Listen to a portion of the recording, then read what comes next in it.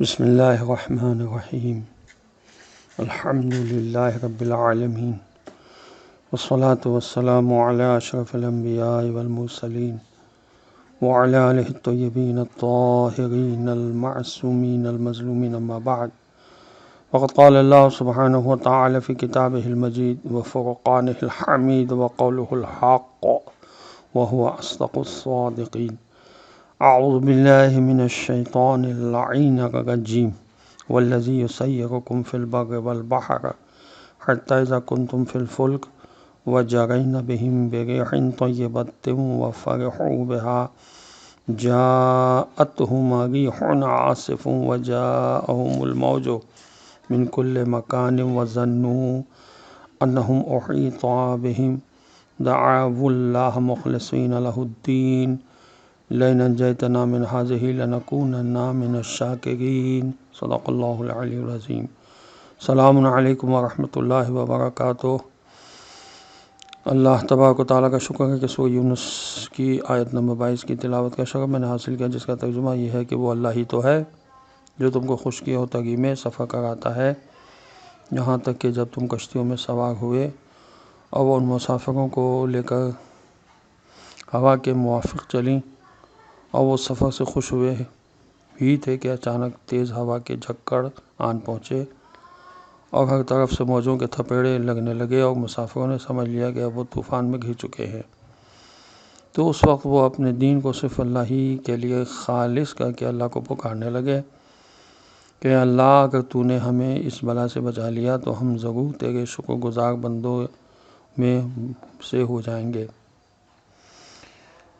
تفسیر کبیر میں اس آیت کے ذیل میں لکھا ہے کہ تمام حرکت کرنے والی چیزوں کے بالکل آخری علت فاعلی کی طرف توجہ دلائی گئی ہے، درمیانی واسطوں سے بلند ہو کر علت حقیقی کو یاد دلایا جا رہا ہے۔ انتہائی ابتلا کے وقت فطری طور پر انسان کی توجہ اسباب سے ہٹ کر مسبب الاسباب پر جا پڑتی ہے۔ منقول ہے کہ حضرت امام جعفر صادق علیہ السلام سے ایک تاجر نے پوچھا کہ میں خدا کو کیسے پہچانوں؟ فرمایا کیا تم نے کبھی کشتی کا سفر کیا ہے؟ اس نے کہا ہاں۔ فرمایا کبھی کشتی دریا کے درمیان ٹوٹی؟ کہا ہاں۔ پوچھا اس وقت تمہارے دل نے کیا کہا؟ اس نے کہا دل نے کہا کہ اس وقت بھی ایک ذات ایسی ہے کہ اگر چاہے تو بچا لے۔ آپ علیہ السلام نے فرمایا بس وہی تمہارا پروردگار ہے۔ توحید کے برق ہونے کی یہ نشانی ہر انسان کے نفس میں موجود ہے۔ جب تک حالات اچھے رہتے ہیں انسان خدا کو بھولا اور دنیا کی کامیابیوں پر پھولا رہتا ہے۔ جہاں حالات نے ساتھ چھوڑا اور اسباب ہاتھ سے نکلے تو پھر جتنے جھوٹے سہارے ہوتے ہیں وہ ایک ایک کر کے ٹوٹتے چلے جاتے ہیں، جن پر تکیہ تو وہی پتے ہوا دینے لگے۔ انسان کو بہرحال چاہیے ہے کہ وہ اپنے آپ کو گناہوں سے بچائے۔ لوگ پوچھتے ہیں کہ گناہوں کی دوا ہے؟ تو مستدرک الوسائل کی جلد 1 صفحہ 378 پر لکھا ہے، اور وسائل الشیعہ کی جلد 11 صفحہ 354 پر بھی ہے کہ ہر بیماری کی دوا ہے۔ یہ رسول خدا صلی اللہ علیہ وسلم نے فرمایا کہ گناہوں کی دوا توبہ و استغفار ہے۔ مستدرک الوسائل کی جلد 2 صفحہ 356 پر یہ بھی لکھا ہے کہ عمار بن یاسر کہتے ہیں کہ میں کوفہ میں جا رہا تھا کہ دیکھا امیر المومنین علی علیہ السلام بیٹھے ہوئے ہیں اور آپ علیہ السلام کے پاس لوگوں کی ایک جماعت بھی تھی، اور آپ علیہ السلام ہر ایک کو اس کی بہتری کی باتیں بتا رہے تھے۔ میں نے عرض کیا یا امیر المومنین علیہ السلام، آپ علیہ السلام کے پاس گناہوں کی دوا بھی ہے؟ تو آپ علیہ السلام نے فرمایا ہاں بیٹھ جاؤ۔ میں دو دانوں کو بیٹھ گیا، یہاں تک کہ لوگ آپ علیہ السلام کے پاس سے اٹھ کر چلے گئے۔ تو آپ علیہ السلام نے میری طرف توجہ فرمایا میں تمہیں دوا بتاتا ہوں، یاد کر لو۔ میں نے عرض کیا فرمائیے۔ حضرت علیہ السلام نے فرمایا فق و فاقے کے پتے، صبر کی جڑیں، اخفاء راز کا حلیلہ، رضا الہی کے